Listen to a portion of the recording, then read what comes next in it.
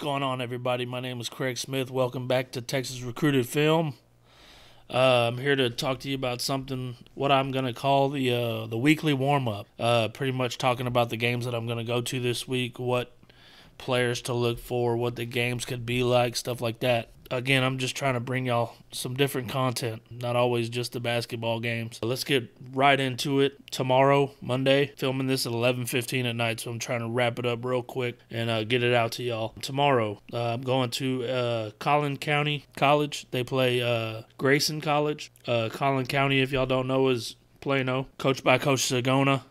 Been there for a long time. Their record is 21-3. They're 6-3 in conference play. They average 83 points a game. Last time I watched them play, they played Hill College. They started off very slow, pretty sloppy, taking bad shots. They were getting blown out in the first half. I think they started off the first half almost down by 20. They scored 24 points in the first half. And I don't know what happened, but in the second half they came back. They doubled that and scored 48. They ended up beating Hill College 72-69. Two key players in that game were Tylen Elder and John Akibe.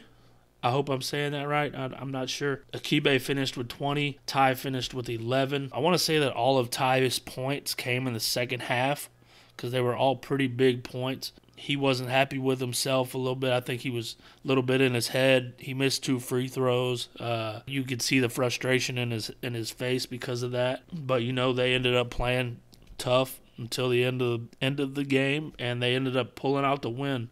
John Akibe had some big time buckets in the end of that game, which ended up to them winning. I want to say that this game they're going to play against Grayson College is going to be a very up and down battle. Grayson College, they carry 2 guys with them that can really get buckets. One of them is DJ Thomas, who's averaging 28 points per game. Tyron Williams, who is an Oregon commit, is averaging 27 points per game. I'm looking forward to be a foot race. The last time Grayson played Collin, they won by 6. I'm sure Collin's going to have a chip on their shoulder and want to come out and get the win, playing at home. It looks like they have some decent fans when they kind of fill up the bleachers when they play, believe it or not. I look for Collin to kind of maybe slow Grayson down because they want to get a lot of shots, and those two can really make shots.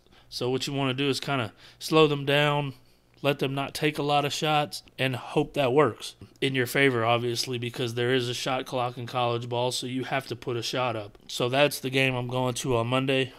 Should be a good one. Tuesday, I'm going to Frisco Memorial versus Heritage, 2 big-time district teams, number 1 and 2 in their district. Frisco Memorial being undefeated, and Heritage has lost 4 games. I look for it to be a high-level game offensively because it was last game. Nick Jett, who just had a 40 ball, he ended that game with 30. Memorial pulling the win out against Heritage in the last one, 75-69. Both teams have very good offenses.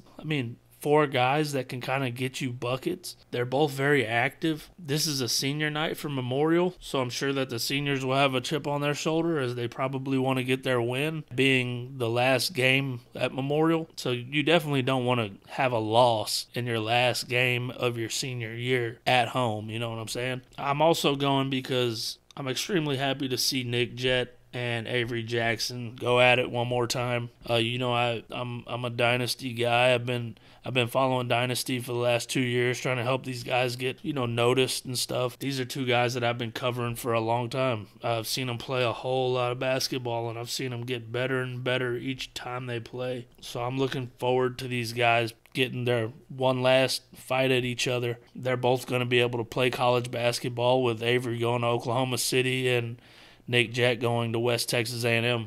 Let's talk about some key guys for Heritage that are going to have to play a big part in this if they want to win this game. You got Mosa Osagi, who's kind of their athletic. He's maybe 6'3", 6'4". I'll give him. He's their athletic big man. He's not really a big man, but he gets down there and he will get some rebounds and stuff like that. He's their interior guy. Jordan Flowers, he's a shooter. He shot the ball really well against Memorial the last time they played. He's going to have to play a big role. Taven Washington going to have to play a big role. He played a really good game against Liberty the last time I saw Heritage play. That's the way he's going to have to play against Memorial if they want to win. All three of those guys play big minutes, and it's going to take them three helping Jet to get over the hump. Memorial, I think a player that everyone forgets about is Isaiah Foster, kid that just keeps his head down and plays the game. He doesn't talk much, but his game speaks for him. I don't know what else to say. He does everything well. He handles the ball. He gets the three. He can get to the rack and get the and one, and he does it all without his mouth. He don't do no talking. Drew had a lot of tough buckets down the stretch for Memorial in the last meeting with Heritage. He always gets the overrated chance, and I think that gets him going. That lights the fire under Drew Steffi. Mason Wujak, he's going to do everything to help his team win. He's a big that doesn't do too much. He stays within himself. He doesn't get out of that. He is a guy that Memorial's going to really definitely depend on if they're going to have a playoff push. A deep playoff run. Another guy from Memorial is Leon Horner. He's a 2023. He's a big-time kid. He can get down low. He can rebound, get the inside game going. He can stretch it out and hit the three. He helps Mason on the boards, second chance points, stuff like that. This is another game that I look to be a foot race. A lot of shots. Frisco Heritage gets shots up real fast. And they're always running and gunning. Memorial's same way. They got a lot of guys that can get buckets, so what they do is they look for transition buckets. You got people running down the middle. You got people sprinting to the three. Avery Jackson. So I look for it to be a high-level game. That's all I got for y'all. That's the weekly warm-up. So let me wrap it up. I will see y'all later this week. I appreciate y'all coming through and looking at this. Like and subscribe. It's Craig Smith. Peace.